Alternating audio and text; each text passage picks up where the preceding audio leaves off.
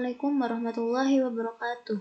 Perkenalkan, saya Yasmin Azrato Aliyah dari kelas BGMIG dengan NIM 203180248 akan membacakan proposal yang berjudul Meningkatkan Percaya Diri Siswa Melalui Layanan Informasi Berbentuk Audiovisual pada Siswa Kelas 2 SMP Negeri 1 Ponorogo.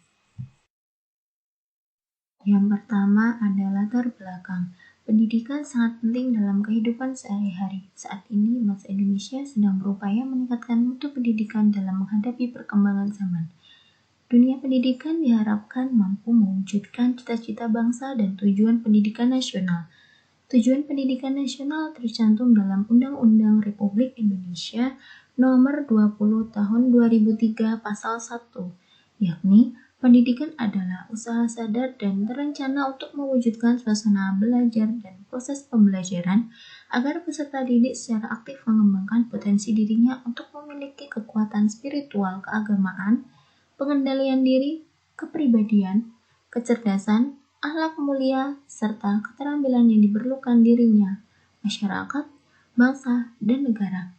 Rasa kurang percaya diri muncul karena adanya ketakutan, keresahan, khawatir, rasa tak yakin yang diiringi dengan dada berdebar-debar kencang, dan tubuh gemetaran yang bersifat kejiwaan atau masalah kejiwaan anak yang disebabkan rangsangan dari luar. Selain itu, rasa kurang percaya diri bisa juga disebabkan oleh perasaan cemas dan tidak tenang, serta perasaan-perasaan lain yang mengikutinya seperti malas, kurang sabar, sulit, susah, atau rendah diri. Identifikasi masalah yang pertama ada penggunaan media audiovisual dalam layanan informasi siswa kelas 2 di SMP Negeri 1 Ponorogo. Yang kedua ada efektivitas penanggulangan perilaku percaya diri melalui layanan informasi siswa kelas 2 di SMP Negeri 1 Ponorogo. Yang ketiga ada efektivitas media audiovisual dalam menanggulangi perilaku percaya diri siswa kelas 2 di SMP Negeri 1 Ponorogo. Rumusan masalah, efektivitas media audiovisual dalam layanan informasi untuk menanggulangi perilaku percaya diri siswa kelas 2 di SMP Negeri 1 Ponorogo. Adapun tujuannya adalah untuk mengetahui efektivitas media audiovisual dalam layanan informasi untuk menanggulangi perilaku percaya diri siswa kelas 2 di SMP Negeri 1 Ponorogo. Kajian teori yang pertama ada percaya diri. Percaya diri merupakan suatu keyakinan dalam jiwa manusia bahwa tantangan hidup apapun harus dihadapi dengan berbuat sesuatu. Percaya diri itu lahir dari kesadaran bahwa jika memutuskan untuk melakukan sesuatu, sesuatu itu pula yang harus dilakukan. Percaya diri itu akan datang dari kesadaran seseorang individu bahwa individu tersebut memiliki tekad untuk melakukan apapun sampai tujuan yang ingin ia capai. Kepercayaan diri merupakan suatu keyakinan yang dimiliki seseorang bahwa dirinya mampu berperilaku seperti yang dibutuhkan untuk memperoleh hasil seperti yang diharapkan. Lauster 1978 mengungkapkan ciri-ciri orang yang percaya diri adalah mandiri, tidak mementingkan diri sendiri, cukup toleran, ambisius, optimis, tidak pemalu, yakin dengan pendapatannya sendiri, dan tidak berlebihan. Yang kedua ada layanan informasi. Pada buku seri panduan layanan dan kegiatan pendukung konseling, Praitno mengungkapkan bahwa layanan informasi berusaha memenuhi kekurangan individu akan informasi yang mereka perlukan. Dalam layanan ini, kepada peserta layanan disampaikan berbagai informasi.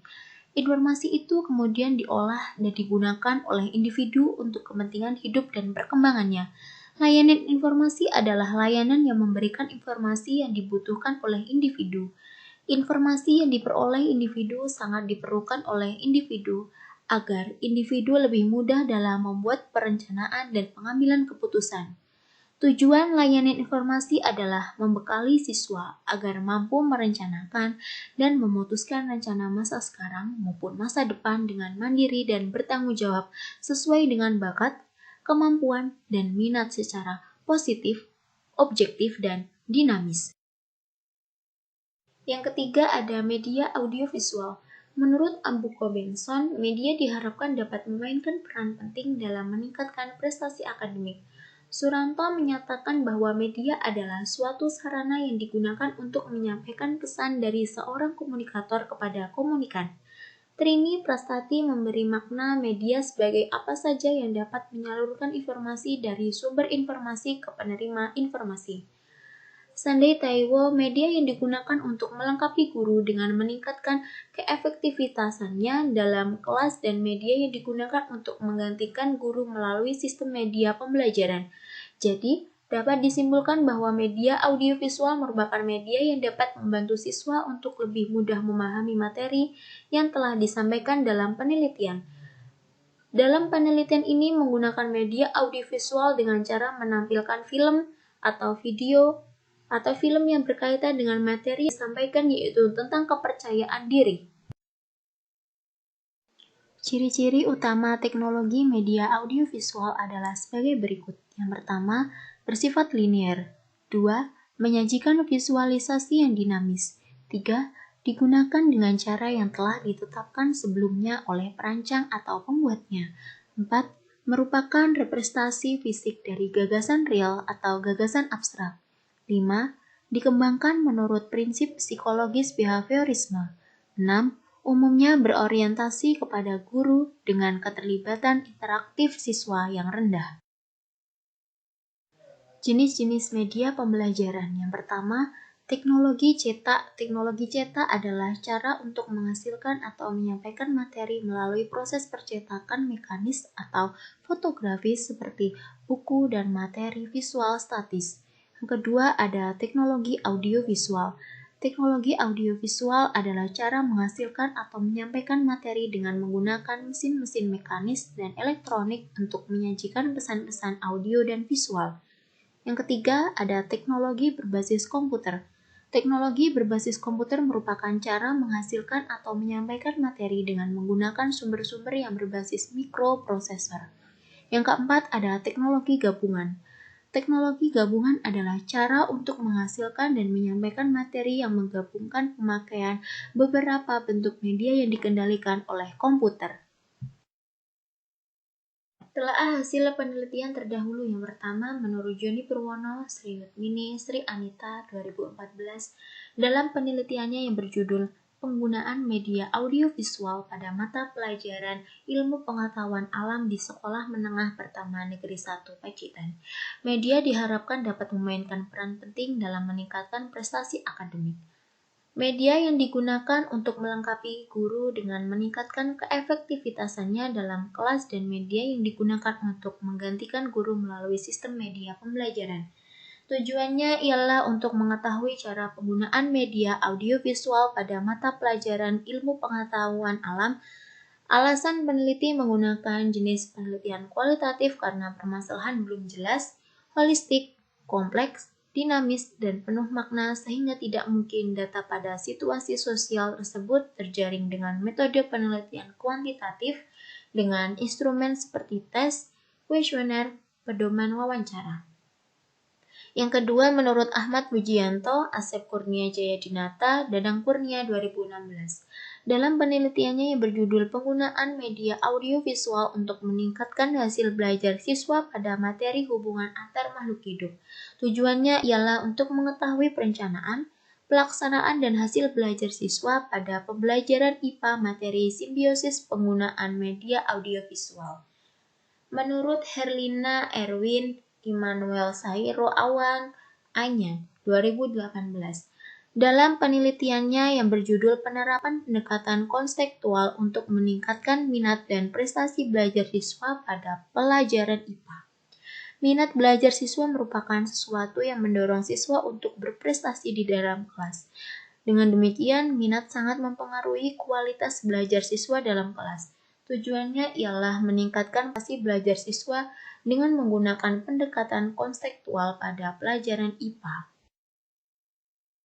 Selanjutnya ada kerangka berpikir. Proses belajar mengajar merupakan proses yang dilakukan oleh peserta didik atau siswa dalam rangka mencapai perubahan untuk menjadi lebih baik.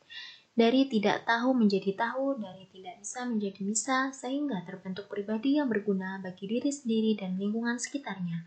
Kepercayaan diri diperoleh dari pengalaman hidup dan berpengaruh dengan kemampuan melakukan sesuatu dengan baik. Guru sebagai pemegang peran penting utama dalam pembelajaran diharapkan dapat memilih baik metode maupun media pembelajaran yang tepat sehingga pembelajaran dapat berjalan dengan optimal. Media sebagai alat bantu mengajar berkembang sedemikian pesatnya sesuai dengan kemajuan teknologi ragam dan jenis media pun cukup banyak sehingga dapat dimanfaatkan sesuai dengan kondisi, waktu, keuangan maupun materi yang akan disampaikan. Seorang guru dituntut untuk mampu memilih dan terampil menggunakan media. Pengajuan hipotesis tindakan. Berdasarkan kerangka berpikir di atas, pengajuan hipotesis tindakan yang dapat diajukan adalah pendekatan proses dapat untuk meningkatkan percaya diri siswa melalui layanan informasi berbantu audiovisual. Kelas 2 SMP Negeri 1 Ponorogo.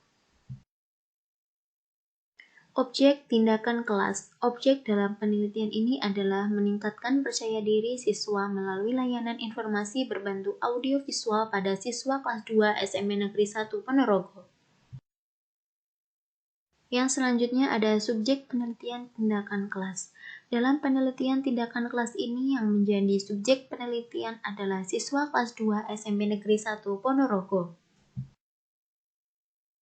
Yang selanjutnya ada variabel yang diamati. Yang pertama ada variabel bebas, layanan informasi berbantu audiovisual. Yang kedua ada variabel terikat, peningkatan percaya diri siswa kelas 2 SMP Negeri 1 Ponorogo. Prosedur pelaksanaan penelitian tindakan kelas per siklus. Siklus pertama ada perencanaan. Yang pertama, pengajuan permohonan izin penelitian kepada Kepala Sekolah SMP 1 Ponorogo. Yang kedua, menetapkan kelas dan bidang studi yang akan dikaji. Yang ketiga, menyusun RPP IPA dengan menggunakan media audiovisual. Yang keempat, menyiapkan instrumen tes tertulis berupa lembar soal tes siklus 1. Yang kelima, menyiapkan instrumen non-tes berupa lembar pengamatan siswa dan guru dalam pembelajaran. Yang B, tahap pelaksanaan.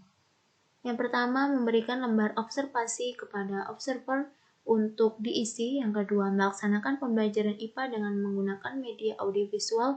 Yang ketiga, melakukan tes siklus 1 untuk mendapatkan data mengenai hasil belajar siswa dalam pembelajaran IPA dengan menggunakan media audiovisual. Yang keempat, mencatat dan merekam semua aktivitas belajar yang terjadi oleh pengamat pada lembar observasi sebagai sumber data yang akan digunakan pada tahap refleksi. Yang kelima, ada diskusi dengan pengamatan untuk mengklarifikasi hasil pengamatan pada lembar observasi. C. Tahap pengamatan. Yang pertama, observer melakukan pengamatan terhadap aktivitas siswa dan guru dalam pembelajaran IPA dengan menggunakan media audiovisual. Yang kedua, observer mengisi lembar observasi. Yang D. Tahap refleksi. Peneliti melakukan analisis terhadap semua data yang dikumpulkan dari penelitian tindakan pada siklus 1. Setelah hasil belajar siswa dan pengamatan observer telah dikaji, selanjutnya pada siklus 2, peneliti mengulang kegiatan yang dilakukan pada siklus 1. Temuan pada tahap refleksi pada siklus 1 digunakan untuk memperbaiki RPP dan pembelajaran pada siklus 2. Siklus 2. Yang A. Tahap perencanaan. Yang pertama, menginventarisir kekuatan dan kelemahan pada siklus 1 untuk dijadikan bahan perbaikan pada pelaksanaan siklus 2. Yang kedua, menetapkan submateri yang lebih kompleks dari materi siklus 1.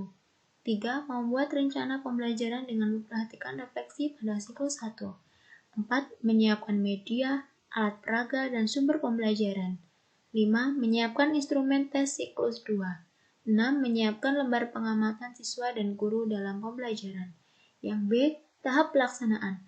Melaksanakan kegiatan pembelajaran siklus 2 sesuai dengan RPP yang telah disusun dengan mempertimbangkan perbaikan-perbaikan pada siklus 1 serta bobot materi yang lebih kompleks. Diharapkan pada siklus 2 ini siswa sudah mengalami peningkatan hasil belajar dalam pembelajaran IPA dengan menggunakan audio visual. C. Tahap pengamatan. Kegiatan pengamatan pada siklus 2 relatif sama dengan siklus 1, yaitu yang pertama, mencatat dan merekam aktivitas belajar siswa oleh pengamat melalui lembar observasi. Yang nomor 2, peneliti menyesuaikan apakah kegiatan yang dilakukan pada siklus 2 ini sudah sesuai dengan yang diharapkan. Yang D, tahap refleksi. Hasil yang diperoleh pada tahap pengamatan dikumpulkan untuk dianalisis dan dievaluasi oleh peneliti untuk mendapatkan suatu simpulan. Diharapkan setelah akhir siklus 2 ini, hasil belajar siswa dalam pembelajaran IPA melalui penggunaan media audiovisual ini dapat meningkat. Iya, itu tadi proposal yang dapat saya sampaikan. Apabila ada kurang lebihnya, mohon maaf. Sekian dan terima kasih. Wassalamualaikum warahmatullahi wabarakatuh.